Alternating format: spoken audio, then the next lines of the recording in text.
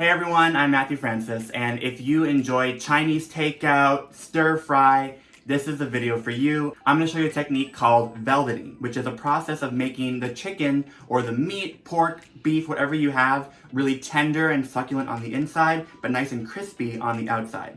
When you do velveting, you're essentially cooking the meat twice, okay? You're going to allow it to marinate once, and then you're going to quickly boil it with some oil so it cooks the outside but leaves the inside still uncooked. And then when you cook it again, you'll be able to have it the way you want it for your stir fry or your final dish. Okay, so here we have a large bowl, and before we add anything to the meat itself, we want to make the marinade that's going to allow this velveting process to happen. So first we're going to take an egg white per pound of meat, and then per pound you'll have some rice vinegar or rice wine, a tablespoon of cornstarch per pound of meat, and a teaspoon of salt. Then once you have all your ingredients together, you're going to whisk it together.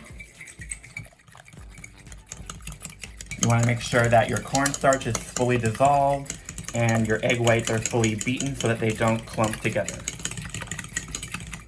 Once you have that marinade fully incorporated together, we can add in the meat. I'm going to use my hands, and you want to make sure it's coating every single piece of your meat. It might seem gross, but it's worth it at the end. Okay, now I'm gonna wash my hands. All right, now that our thin pieces of meat are marinating, I'm going to cover it with some saran wrap. We're gonna put it in the fridge for at least 30 minutes to an hour. Some people leave it overnight, but as long as you go for at least 30 minutes, you're gonna have the right type of texture. And what this does is make sure that it really tenderizes the meat, makes it succulent, and it also coats the outside.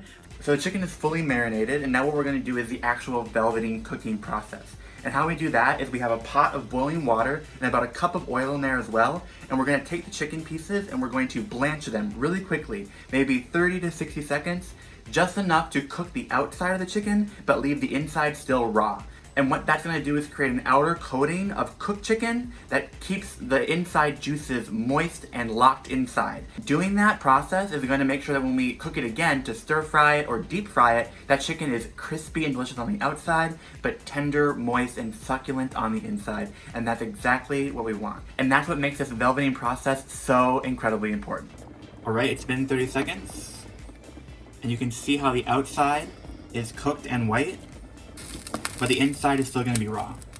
And you can either use it right away in a stir fry or deep fry it. For my family, I'm gonna make some stir fry and general style chicken, show you how you can stir fry it or deep fry it, but we're not gonna focus on the recipe today. I just wanna talk to you about the velveting of the chicken. The velveting process is the perfect way to make restaurant style stir fries or Chinese takeout at home.